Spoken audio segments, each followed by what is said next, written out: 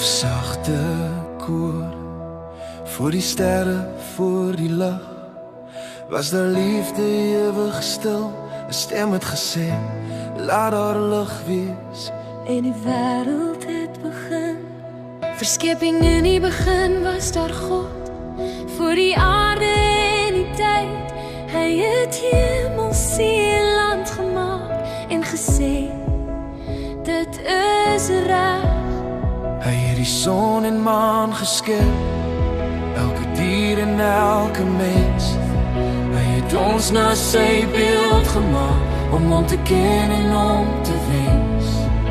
Die sonde val, maar ons het ons eie pad gekies.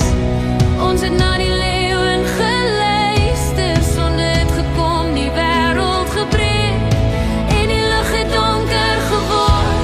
Ons het weggekruip, ons het geval, ver van God se aangesig. Maar selfs toe het hy beloof, dat hoop weer sou verrys. Hoor, dit is die storie van die Bybel, van die begin tot die eind.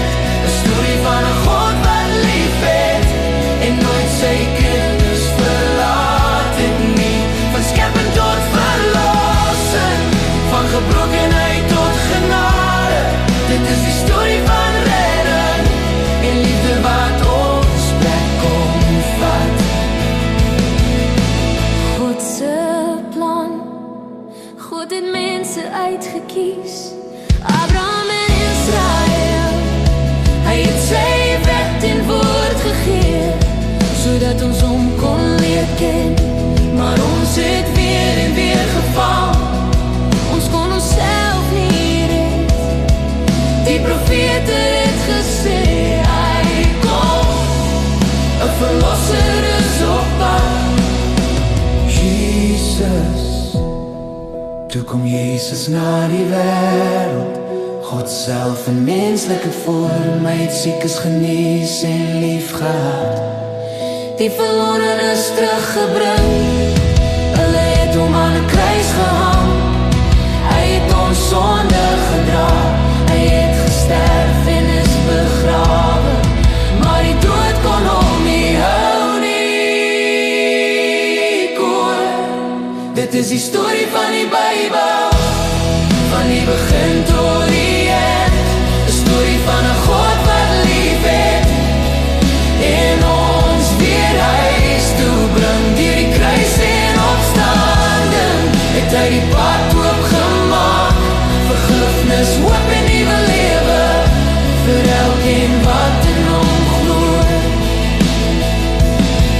Vers 5, Heilige Gees in vandag, Jesus leef en hy regeer, maar hy het ons nie alleen gelos. Hy het die Heilige Gees gestuur, om ons harte te lei en troos. Nou leef ons om mekaar lief te hê, en sy waarheid uit te dra.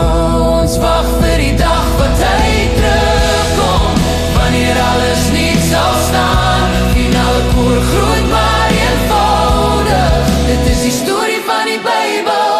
God die Vader, Seun en Gees, skepping, val en verlossing, die grootste storie wat daar is, van die eerste bladsy tot verhaal.